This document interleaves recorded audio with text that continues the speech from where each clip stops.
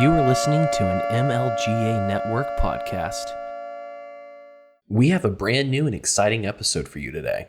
We were able to get in touch with John McAfee out on the high seas and have him on for a conversation. This conversation was a lot of fun, and if your kids are in the car with you right now, this thing gets an R rating. We left this interview raw for your listening pleasure. So let's get to it.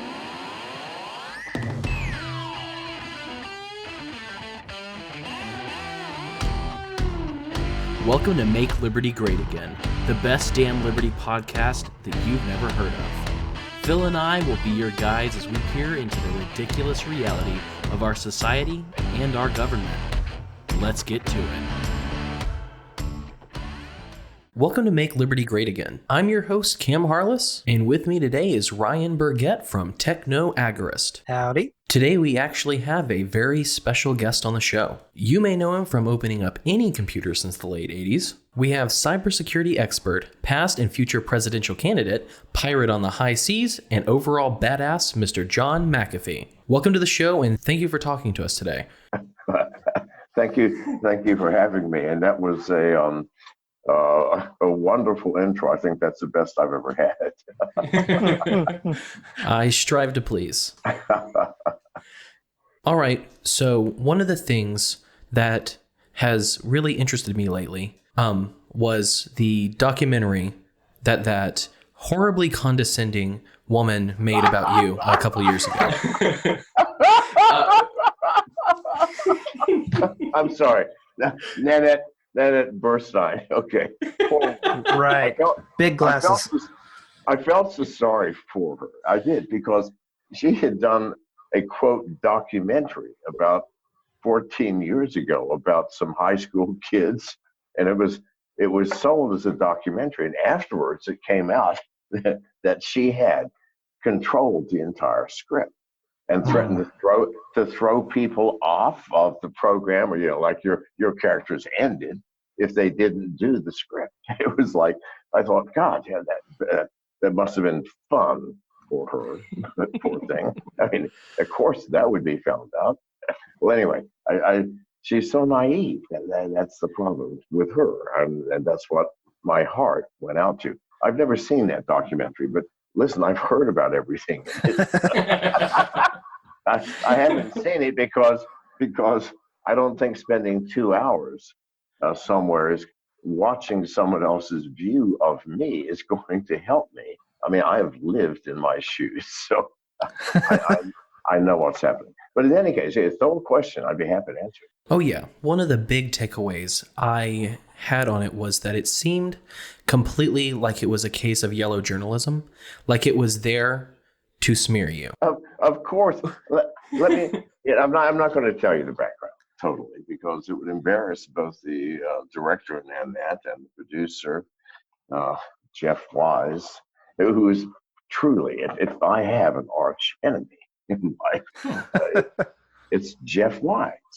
And this has been going on now for 16 years. And his wife was not even that good in bed. I do not understand why we are at war over this, okay? So in any case, well, I'm sorry, I developed something. But so Jeff Wise, who has, if you look, he's a writer, a producer, a video producer, and a writer. If you look at his writing for the past 15 years, 80% of all of his stories have been about me. And he's obsessed with you. All around 2012, your whole deal, it was just nonstop, over and over and over again. Golly. And he had his mind made up at the very beginning. Yeah.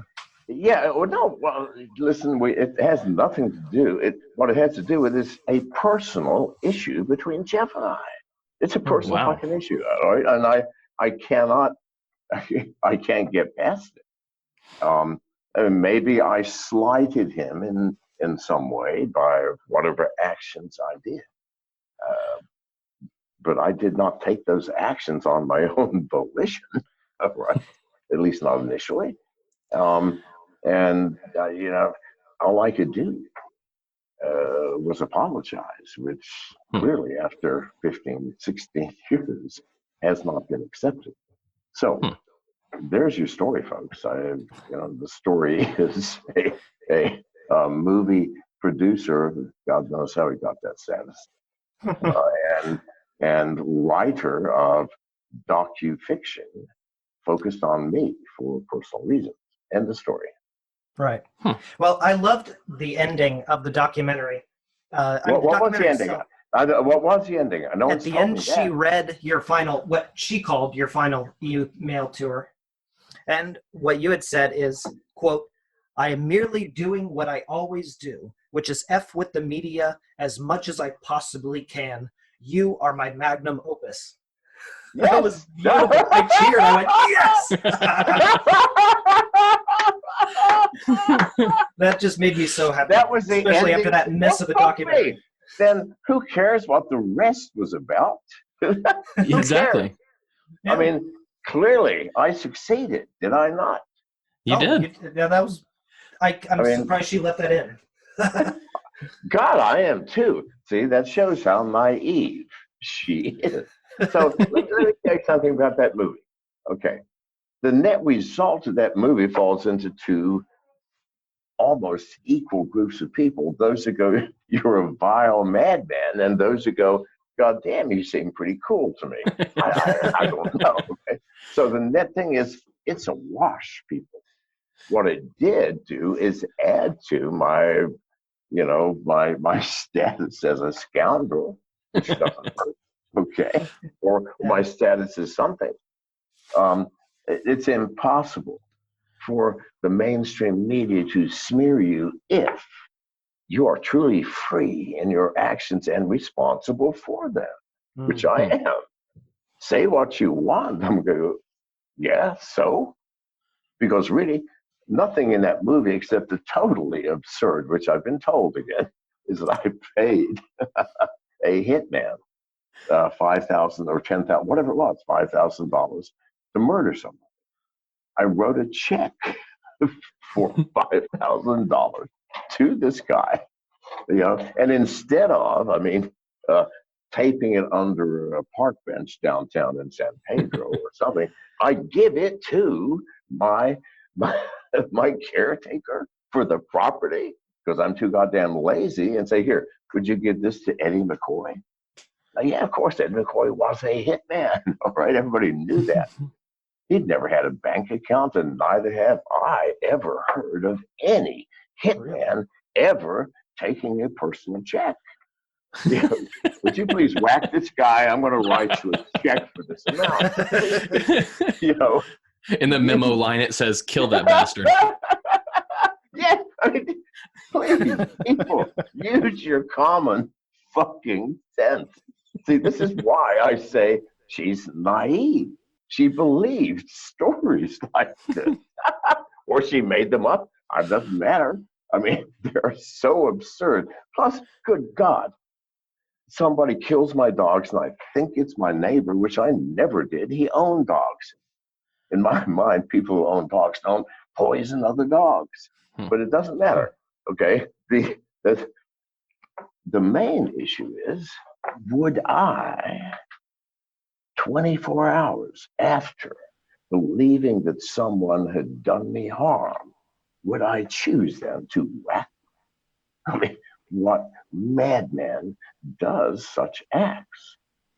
And listen, this is 24 hours after. This would not have been in a moment of anger, murder that mother. No, 24 hours later, I'm thinking, going, whack that mother and do it tonight.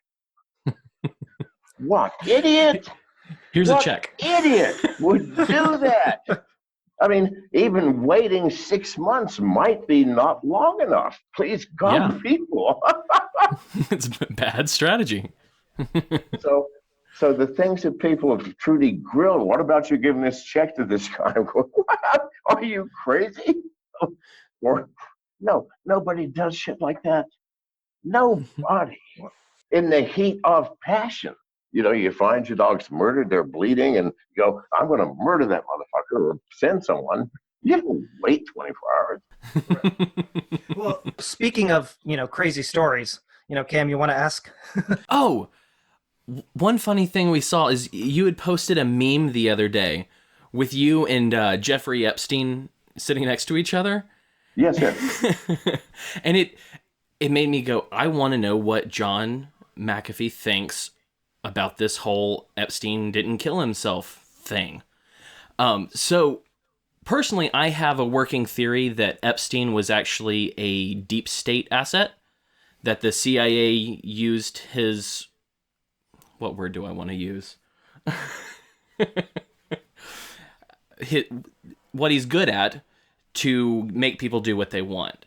And so, seeing that you've had some dealings with the deep state in different ways, I'd love to know what you think about the CIA and how Epstein might have been tied to that. Well, and his death, if assuming he's dead. Let me say first and foremost, before I get into the CIA, everyone seems to have forgotten or never bothered to look into the fact that Jeffrey Epstein was gay. He did not fuck 15-year-old girls. Now, maybe 15-year-old boys, but none have come forward, have they? Every single witness, every single person said he touched me has been what? A young girl between the age of 14 and 18. Yes, at that time. He didn't touch little girls, certainly not in a sexual way. Now, those who doubt my assertion, keep in mind, I'm John fucking McAfee. There's information in this world I want to know. I will find it.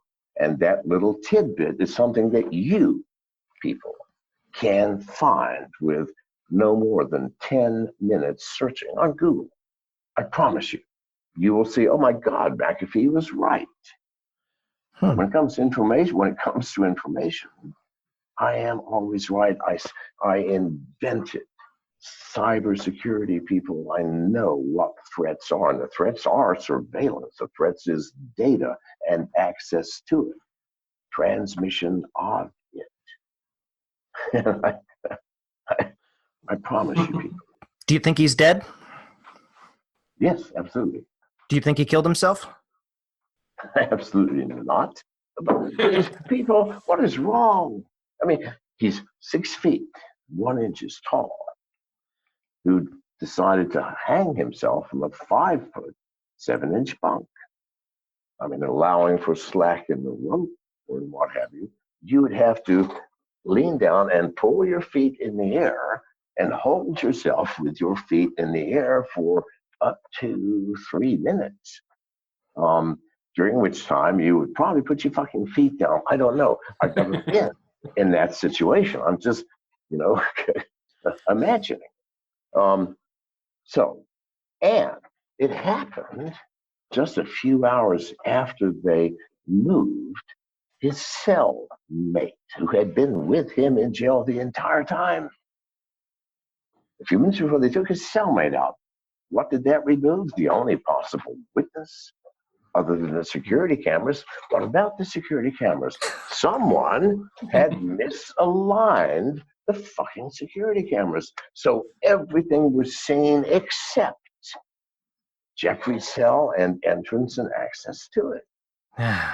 What about the fucking guards in the jail that falsified, we just found out yesterday, falsified the records, saying that, yes, we walked down that hall, nothing was happening. No, they never went down there all fucking night. People, please, how much coincidence do I have to give you before you can finally see it is not possible that this man hung himself? His neck was broken in multiple places, indicative of the types of breaks that we see in forced strangulation. Good God, people, please, he did not commit. This is the deep state. You want to know what that deep state is, in fact? Absolutely. People imagine it's some evil group of people scheming against humanity. No. America's deep state, I believe, is filled with patriotic people who have simply lost their way. Now, who are these patriotic people? Dwight Eisenhower warned us about them. He'd never used the word patriotic, but he did say the CIA and the military industrial complex are the greatest threats to America and the freedom of its people. Now, here we are, almost 70 years later. And what has happened?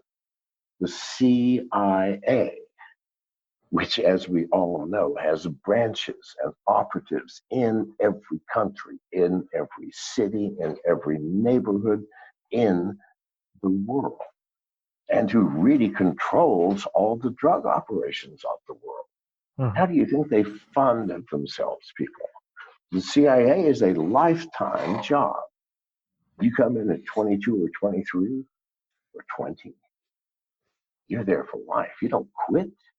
You're never fired and you never retire.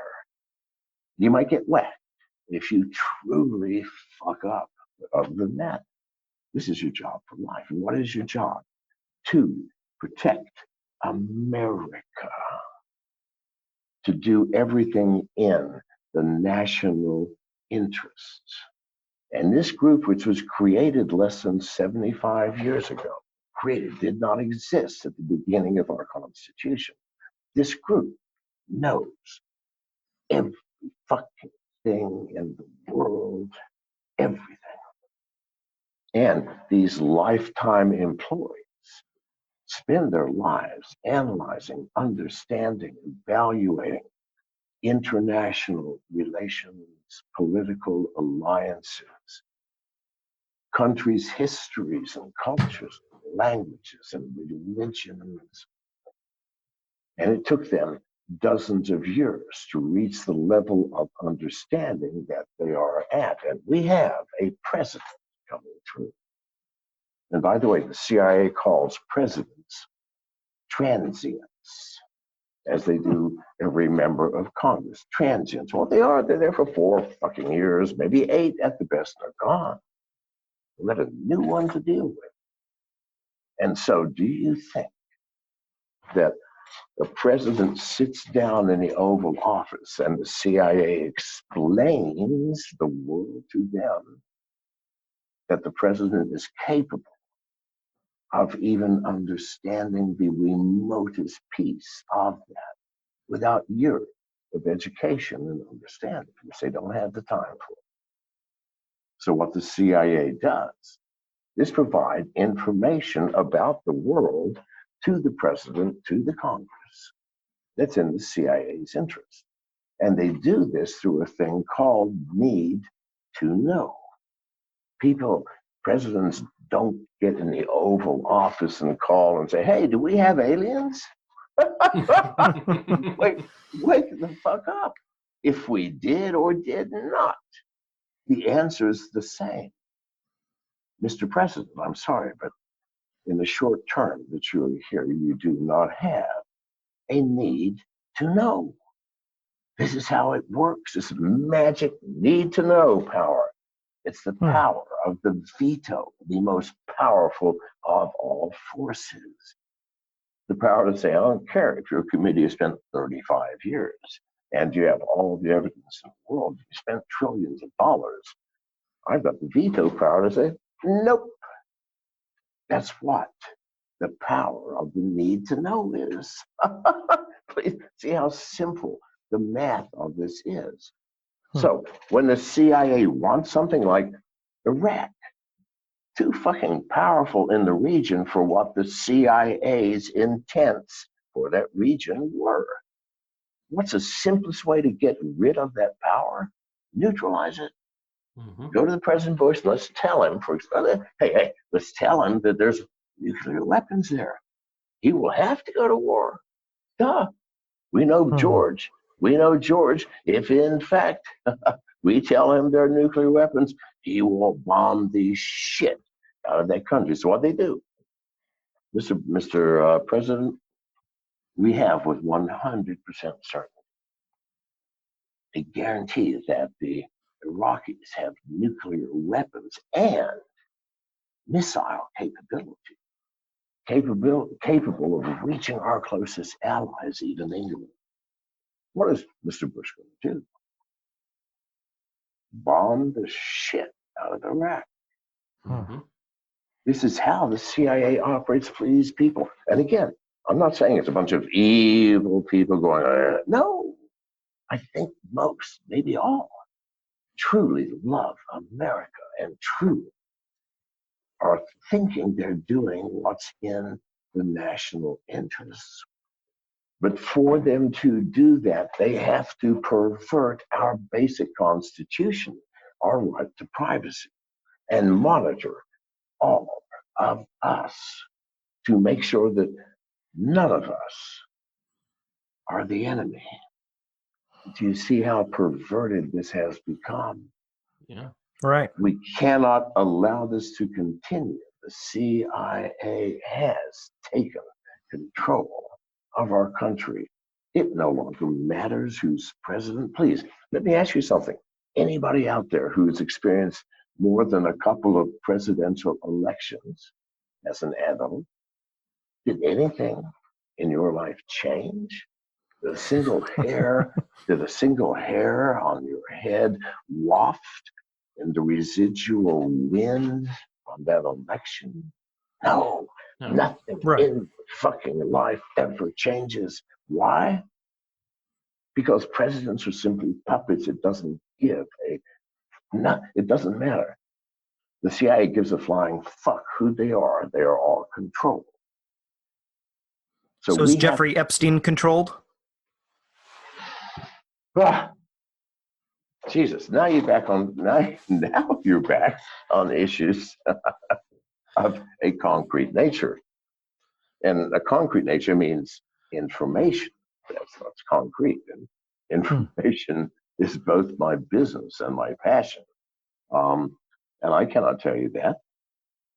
You've asked a specific question about a specific man. I will tell you, he was not. I mean, he did not commit suicide. But then anybody could have figured that out. As to his relationships with the CIA, as to his private concerns, which involved holding almost every major political leader in this country open to the simple comment, hello, this is Jeffrey. Listen, I'm low on cash and I don't know what else to do but turn to you. My fear is, because my security people have all of my tapes, that if I don't pay them, they might just release these tapes. Can you help me out? You notice there's nothing illegal in any of this so far. I have not blackmailed you. I have not done anything other than tell you the facts of life, which are, I need some cash, I got your fucking tapes, give me the money.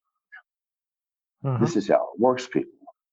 In subtleties, in nuances that evade the law, but yet convey the intent.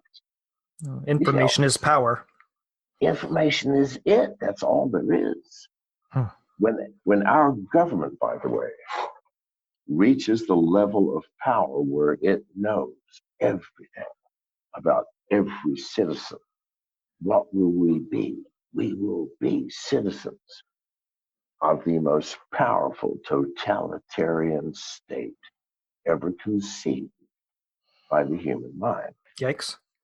We have time. I'm sorry, we fucked off by just talking to each other. I have time for one more question. I'm sorry. Oh, no worries. You are an expert in technology. One of my stances is that the state itself is a form of technology. It's an old technology. And honestly, it's becoming more and more obsolete to take care of what it was supposed to day to day. So I think that technology is going to be the way towards freedom. So what, in your opinion, is the most subversive technological advancement that we're seeing develop? And what do you think we could do to push that timeline forward to help make everyone more free? Now, if that's not the deepest question, because you've wrapped up about 7 questions in that, let me first state that what I think is an error in your reasoning, that the government technology is outdated and becoming useless. The only technology that matters in human history, the only technology, is the technology of warfare. Nothing else fucking matters, people. Do you understand? It is the person with the biggest gun, the government with the most battleships and aircraft carriers, the region of the world with the biggest economy to create a war machine that survives. And I'm sorry to put it so bluntly to you, but this is the truth. And we, the people, have simply been puppets, sheep, herded around wherever at the convenience of those in power. But with the advent of the blockchain, and please people understand this, the blockchain is the only technology in the past 100 years which came from the people, common developers, geeks, and was given to the people through open source, and on which we have built a magnificent structure that I am hoping will blossom into mankind's savior. And it's this technology, first one in 100 years, it did not come from a government or Samsung or IBM or Microsoft. No, from fucking us, and it is ours. And it is world changing. Those who deny that, move out of your mother's fucking basement, because it is world changing. And this world changing technology at this point in time, here and now, is in our hands. We're ahead of the curve. Who's we? The people. The sovereign set of sovereign individuals own this now. And governments and financial institutions and corporations like Facebook are merely trying to co-opt what we have built and delude us into thinking that what they have built is the best and therefore we should or must use it. No, fuck that, people. What we have built as the people on our own, without the interference of government laws and rules and regulations and oversights and financial institutional control of our fucking funds. No, our own thing. Please God, keep it our thing. Yeah. Do not believe the shit that governments are going to start saying, like they will soon. I promise you soon, they will ban privacy coins like Monero. They will. Does that mean that it's the end?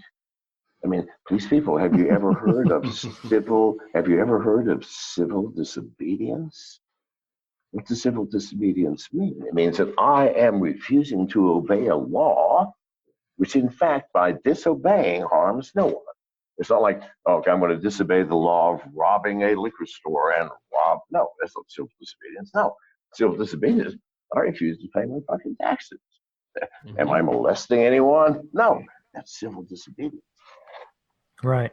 You exercise civil disobedience all the fucking time and you don't notice it. How many of you have been on a highway with a speed limit of 65 and you were driving 70?